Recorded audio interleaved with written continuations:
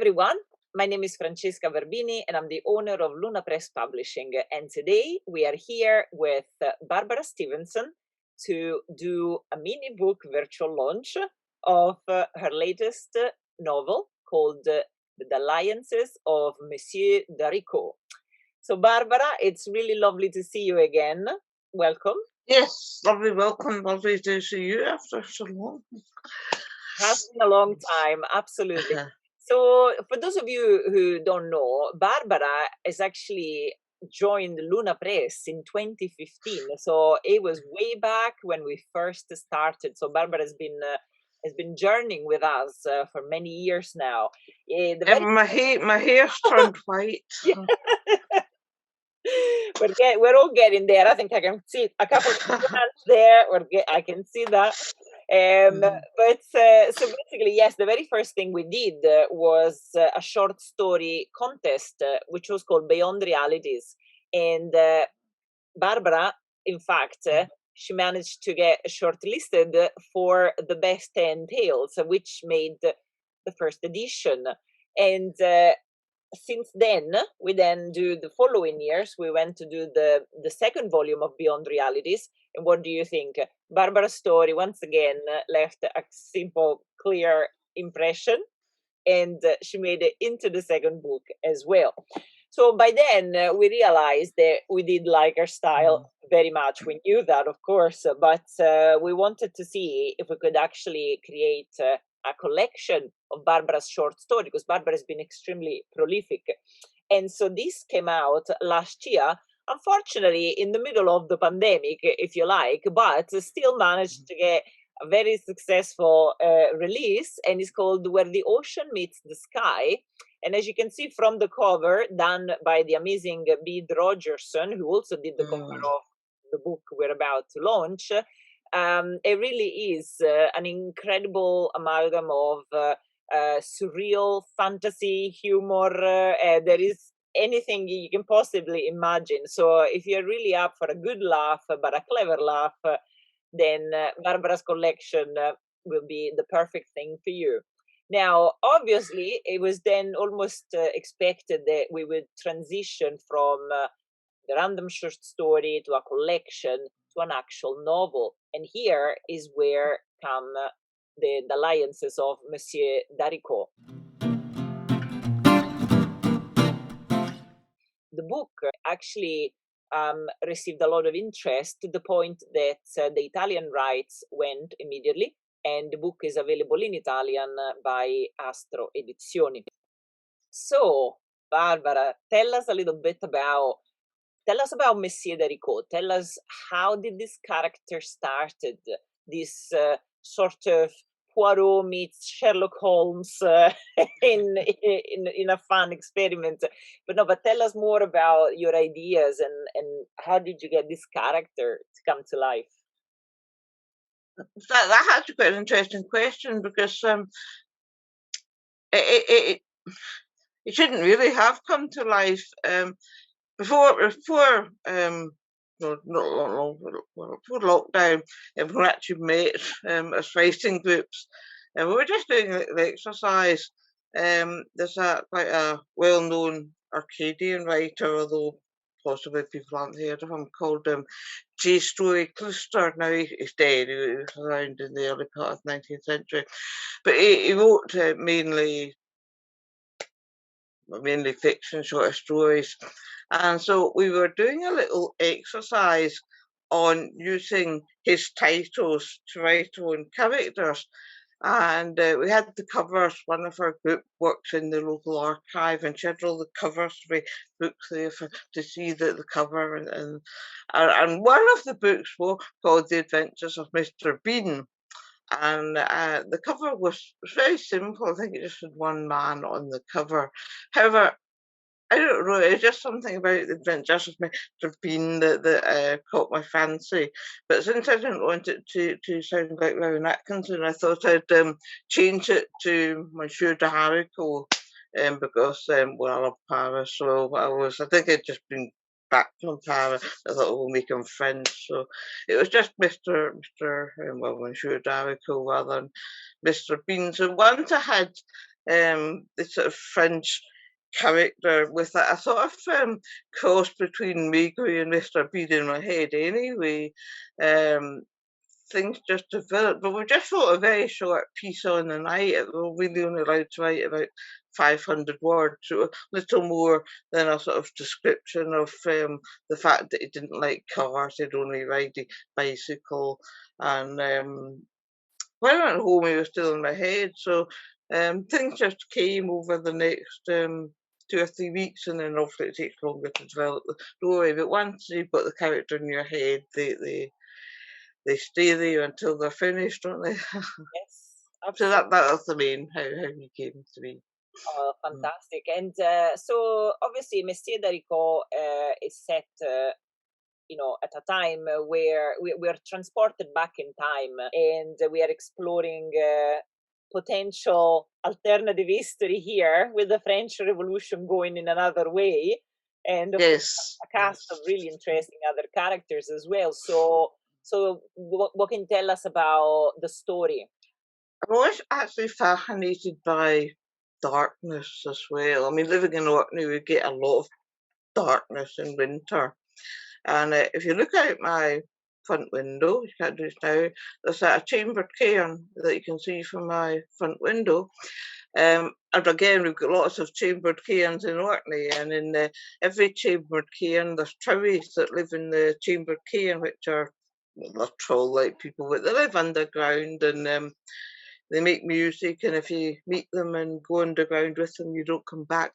So I'm quite fascinated by well, quite like Orkney folklore anyway. So the fact of people living underground, which is mainly what the story is about, sort of refugees from any conflicts over the centuries, seeking refuge underground. But also, not that the story is in any way political, but there are some similarity to situations today where with refugees wanting to move into different societies. So in the stories, people underground are a little bit fed up living underground, and they want to live above ground. The other little thread to the story is I love astrology. So they have very astrological feel to all the characters. Well, all the main characters have got a star sign associated with them. Oh, okay. Very good, very good. There is an element of, I suppose, a little steampunk feeling about the book. We have certain machineries that is reminiscent of some classic steampunk. For example, Hmm. we're looking at movement via submarine and steam trains and things. So, is steampunk being a big influence in your writing, do you think, or is this just something that happened because of the time period that you were exploring? Or I do like reading steampunk, and when I had one of my daughter got me into going to these comic cons and fantasy cons, things like that, when she was a teenager, late teenager. I had to take her. I'm going home now, but I had to take her, and there were stands about steampunk, and I love the character of Missy in Doctor Who as a master of mystery. It's sort of steampunky in the way she dresses, and that got me into it. And that's when I realised there was like a sort of whole world of these fascinating machines and costumes and things like that. And I've also got a friend who she's a vet nurse, but she draws steampunk with bits of anatomy in them. So there'll be a steampunk machine, maybe driven by a dog's heart or something like that, and which was quite fascinating. And she's a very good artist. She's a very good vet nurse as well, but she's a very good artist. And that's a really sort of combination that I can't admit to knowing an awful lot about it, but I do like it. Yeah. that's perfectly fine. Yes. And I love 20,000 Leagues Under the Sea, Jules Verne. Yes. Um, So yeah, it's a combination. I think that's. Oh, and that's nice. I mean, those are little homage that pop up in the book, in the story, as you, absolutely. So another things we do at Luna Press, as many of you will know, is Accademia Lunare, which is the speculative nonfiction. And every year we have call for papers. So the last 2 years, the call for papers that we had, where the first one was called A Shadow Within, Evil in Fantasy and Science Fiction. And the second one, which was shortlisted for the British Science Fiction Award this year, was Ties That Bind, Love in Fantasy and Science Fiction. Now, Barbara, as well as writing fiction, she also loves her research. She continues, her academic path in a very different direction from your original starting point. But the two articles that we have here, the first one for the Evil collection was Evil in the Chronicle of Thomas Covenant by Stephen Donaldson. And the second one was Gormenghast and the Groans in The Ties That Bind, because of the relationship. This book explored all sorts of relationship. And of course, in this case, we were exploring the relationship between the castle and the Groans and its inhabitants. Now, Barbara, I am aware that you are also you've also started a new non-fiction project because of your passion for folklores, etc. So, can you tell us a little bit about what you're doing at the moment? It's going to be very long term because I have a sort of veterinary background.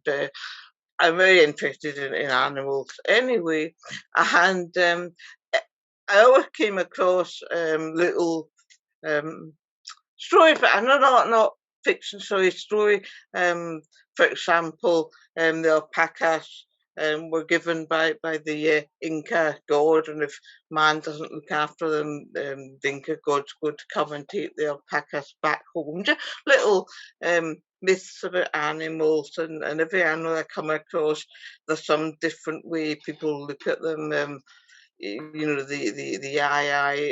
people want to kill because they think it's the devil and things like that. So I thought I'd do a little alphabet of animals and what myths and stories they're associated with, which although that sounds nice to think about, once you get into it, even making a list of every animal to start with is very time consuming, trying to go through. You just think of antelope, then you get ant and alligator and alpaca and whatever.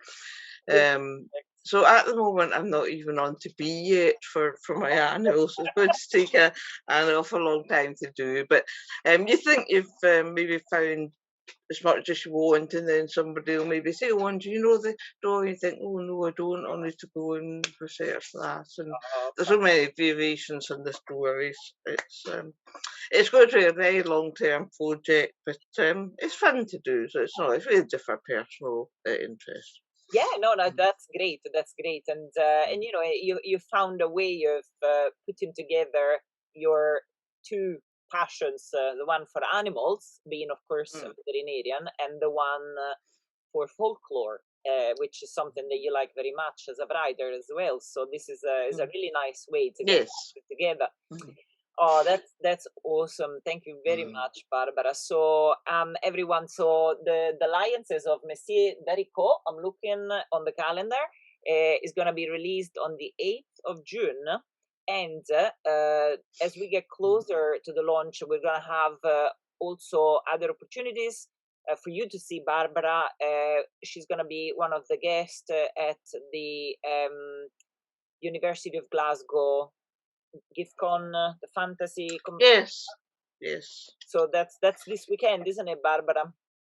It's the end of, that's right. Yes, the 30th. I will be presenting a paper on the 30th. Perfect. Yes. So it's just in a few days after the release of this video, and the next thing, of course, is Chimera. So Barbara will be on the program of Chimera and her day is on the 6th of June at 10:30 in the morning, and she will be on a panel with Lavie Pidar. So you will be able to watch them both as they discuss their latest novels, which are quite similar in that sort of humor, surreal approach. So we are looking forward to that panel, of course. We are really, really looking forward to the release date. Yeah. And Barbara, once again, thank you so much for being with us today. Thank you for having me. Yes. And It's lovely. we'll see you soon. We'll see you soon in person. We really hope so. We've been missing our Edinburgh gathering of the Luna family, so hopefully that will come very, very soon. Okay. So, So thank thank you, you.